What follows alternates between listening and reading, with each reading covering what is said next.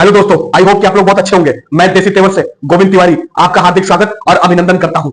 इस समय मुख्तार अंसारी के बेटे अब्बास अंसारी योगी आदित्यनाथ पे गुस्साए नजर आ रहे हैं और भड़कते हुए कहा कि जो ये बार बार मेरे पास जो मुकदमों का ढेर लगाया जा रहा है, भारतीय जनता पार्टी मुझे भी अपने पिताजी के जैसा मारने की कोशिश कर रही है। और भारतीय जनता पार्टी को मैं ये कहना चाहता हूं कि बार बार मुकदमों का जो लिस्ट मेरे ऊपर थोप दिया जा रहा है, ये फर्जी मुकदमे बार बार चढ़ाए जा रहे हैं, मुझे जेल में बंद कर दिया जा रहा है, मुझे जनता के बीच आने नहीं दिया जा रहा है, इसलिए कि आने वाला उपचुनाव में मैं अपने क्षेत्र में प्रभाव डाल सकता हूं, मैं अदर भी क्षेत्र में प्रभाव डाल सकता हूं। इसलिए भारतीय जनता पार्टी मेरे मुकदमों के ढेर लगा के मुझे बार बार अंदर कर दिया जा रहा है। अगर मैं अपने भाई को क्षेत्र में जाने की परमिशन देता हूं तो मेरे भाइयों पर भी मुकदमा का ढेर लगा के उनको भी अंदर कर दिया जा रहा है। किसी तरह से जमानत मिलकर उनको बाहर करते हैं और फिर भारतीय जनता पार्टी कोई ना कोई मुकदमा लगा के फिर से उनको अंदर कर देती है।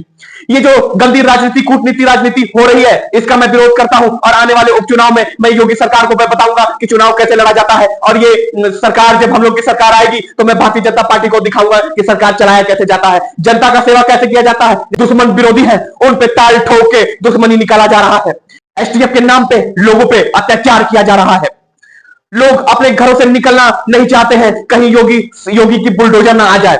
इस समय मुसलमान और यादव जाति बहुत इस समय डरे हुए हैं।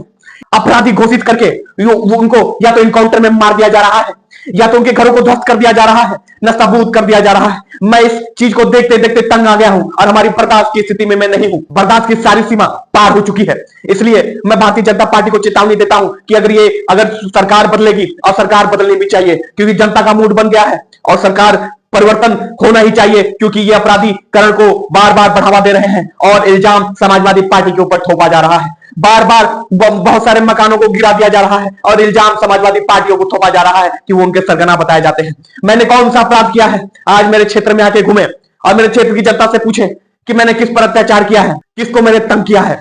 आके क्षेत्र में पूछे, तब जानेंगे कि अब्बास अंसारी क्या चीज है, मुख्तार अंसारी क्या चीज है। अभी तो उपचुनाव के चलते ये मुझे जीने नहीं दे रहे हैं, मुझे बार बार जेल में ढकेल दिया जा रहा है और मैं अगर छूट की जमानत पर आ रहा हूं तो एक दो मुकदमे और ठोक दिया जा रहा है। इससे मैं बहुत परेशान हूं और आहत हूं।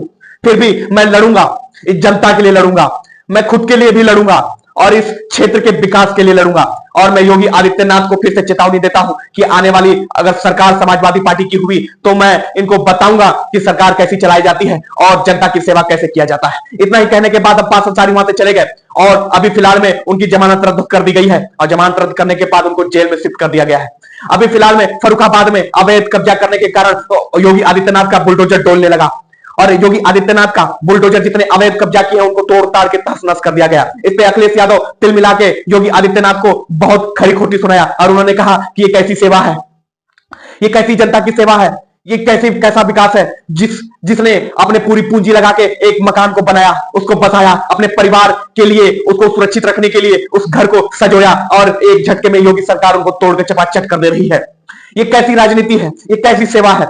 मेरे सरकार में ऐसा किसी पर जुल्म नहीं हुआ, ऐसा किसी को सताया नहीं गया, पर ये योगी आदित्यनाथ अपना पर्सनल दुश्मनी निकालने के लिए कोई एक जाति को टारगेट कर रहे हैं और टारगेट करने के बाद उनके मकानों को ध्वस्त कर दिया जा रहा है। अगर ऐसी राजनीति करनी है तो सीधा बोलिए कि मैं विरोध करने आया हूं, सेवा करने नहीं आया हूं, मैं राज करने आया हूं। और ये बार बार इल्जाम समाजवादी पार्टी पर थोप दिया जाता है कि ये अपराधीकरण को बढ़ावा दे रहे हैं। अपराधीकरण को मैं बढ़ावा नहीं दे रहा। अब जिनका घर टूट गया, सपने टूट गए, जिनके माँ बाप बेघर हो गए, उनके जो बच्चे हैं वो अपराध नहीं करेंगे तो क्या करेंगे? उनका रोजगार छूट गया, उनके माँ बाप बेसहारा हो गए, तो ये समाजवादी पार्टी तो उनको संरक्षण देती है, उनको आगे बढ़ने का प्रोत्साहन देती है। तो आगे चल के वो योगी सरकार के विरोध हो जाते हैं, भारतीय जनता पार्टी के विरोध हो जाते हैं, तो वो माफिया बन जाते हैं। योगी सरकार कहती है कि वो माफिया बन गए, सरगना बन गए। ये चीज कहने के बाद उनका इनकाउंटर हो जाता है। तो ऐसे भारतीय जनता पार्टी सेवा कर रही है, ऐसे सेवा का मैं विरोध करता हूं, ऐसे विकास का मैं विरोध करता हूं।